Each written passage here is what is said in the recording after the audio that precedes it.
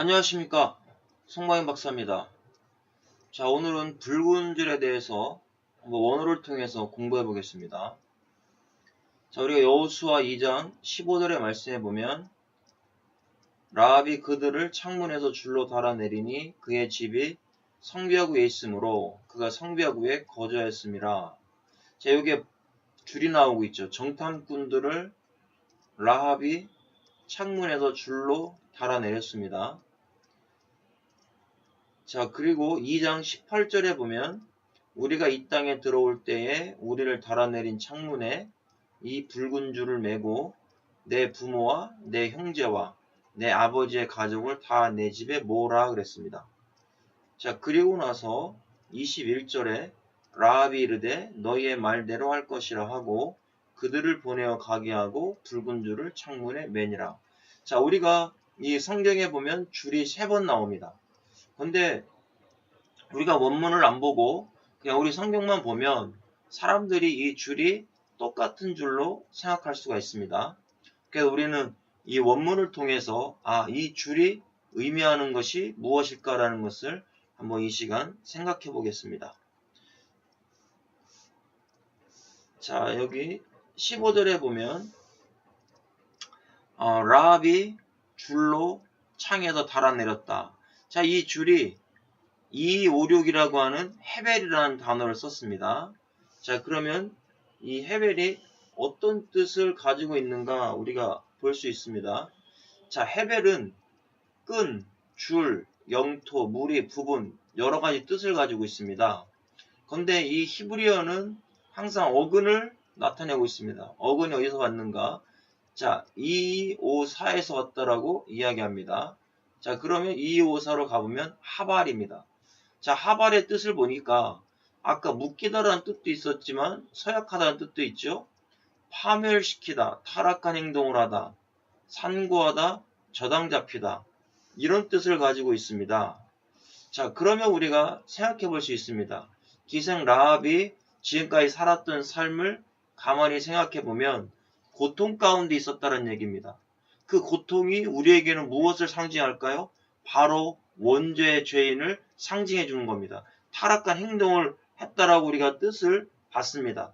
그렇다면 2장 15절에 나타나고 있는 하나님의 의도는 기생 라합의 삶이 지금까지 원죄의 삶 가운데 고통스럽게 살았다라는 것을 의미해 주고 있습니다. 또 기생 라합이 꼭 원죄가 아니더라도 고통적인 삶을 살고 있지 않습니까? 그 삶을 정탐꾼들을 통해서 복음을 듣게 되는 겁니다. 그 복음을 듣고 그가 지금까지 있었던 그 고통의 삶이 끊어지는 것을 여기서 의미해 주고 있습니다. 그래서 창문에서 줄로 달아내렸다. 우리가 그냥 성경만 봤을 때는 줄로 그냥 달아내린 거구나. 그것은 로고스에 불과한 겁니다. 그러나 우리는 로고스를 보는 것이 아니라 그 뒤에 역사하고 있는 하나님의 의도를 발견해야 됩니다. 바로 이 줄은 지금까지 고통스럽게 살았던 그 기생 라합의 모든 고통이 끊어질 것을 말씀하고 있는 줄이다라는 겁니다. 그것을 통해서 기생 라합이 정탐꾼들을 살려줌으로 말미암아 여리고성이 패망할 때, 여리고성이 멸망당할 때 자기는 멸망당하지 않습니다. 그리고 자기의 가족들도 멸망당하지 않습니다. 자, 그러면 여기에서 줄로 달아내렸는데요. 18절에 보니까 우리가 이 땅에 들어올 때 우리를 달아내린 창문에 이 붉은 줄을 매고, 자, 우리가 보통 이 붉은 줄을 뭐라고 얘기하고 있습니까? 예수 그리스도를 상징해주는 줄이다라고 우리는 다 알고 있습니다. 맞습니다. 이 붉은 줄. 그런데 여기에서 15절에 내렸던 이 줄은 고통스러웠던 그 줄을 상징해주고 있죠. 이 줄을 내린 이 줄을 정탐꾼들이 이야기합니다. 너가 우리를 달아내린 그 창문에 이 붉은 줄을 매라. 자, 여기에서 이 붉은 줄이라는 단어를 보니까 샤니입니다. 샤니. 자, 8144로 돼 있죠. 8144로 가보겠습니다. 자, 샤니입니다. 진홍색. 진홍색이라고 하는 이것은요, 어디에서 많이 쓰여지냐? 성막에서 많이 쓰여집니다. 자, 출애굽기 26장 1절에 너는 성막을 만들되 가늘게 꼰 배실과 청색 자색 홍색 실로 그룹을 정교하게 수놓은 자, 이 홍색 실, 이게 샨입니다. 그러면 예수 그리스도를 상징해 주고 있는 색이다라는 것이죠. 그러니까 예수 그리스도의 줄을 매달아라.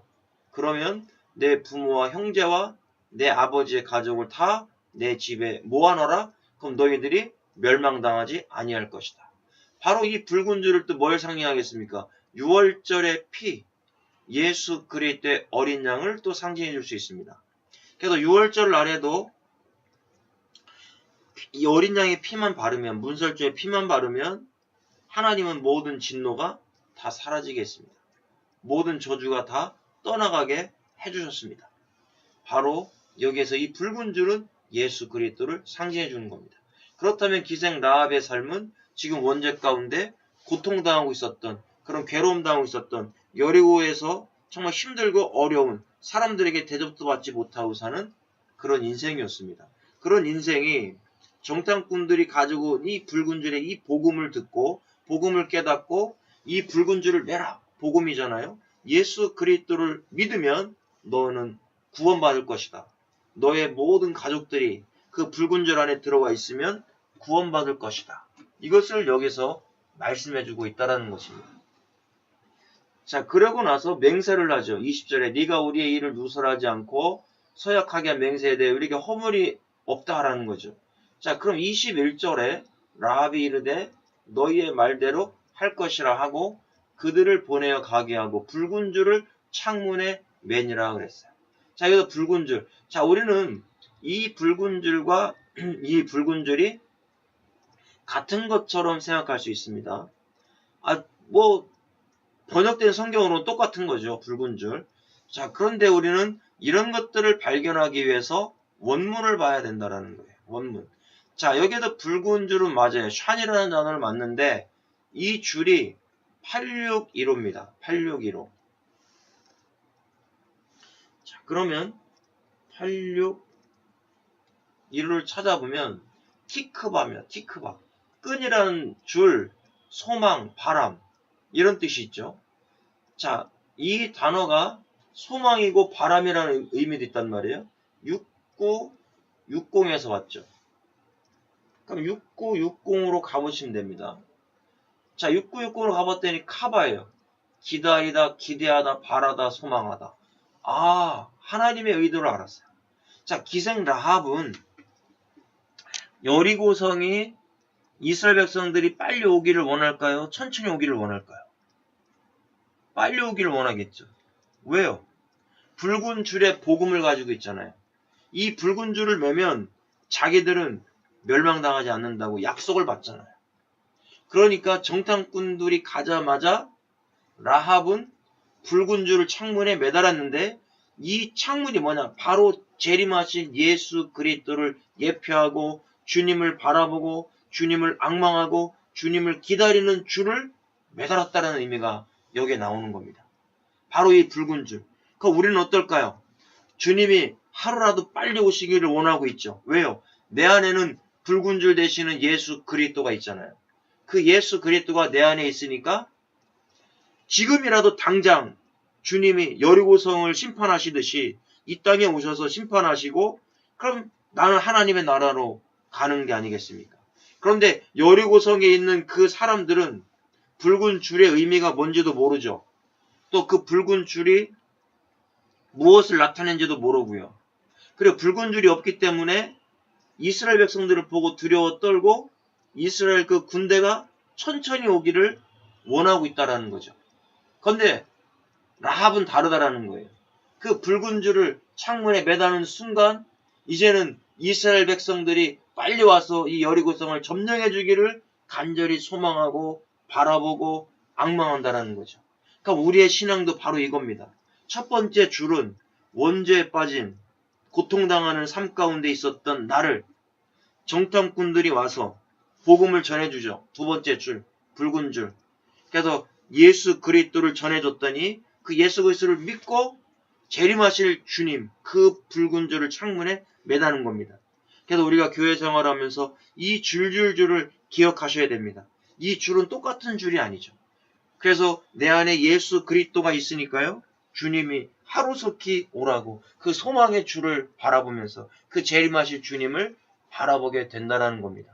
자, 오늘 이 줄줄줄을 통해서 하나님의 의도를 발견했습니다. 저와 여러분들이 모노를 공부해야 되는 이유는 바로 이런 겁니다. 감사합니다.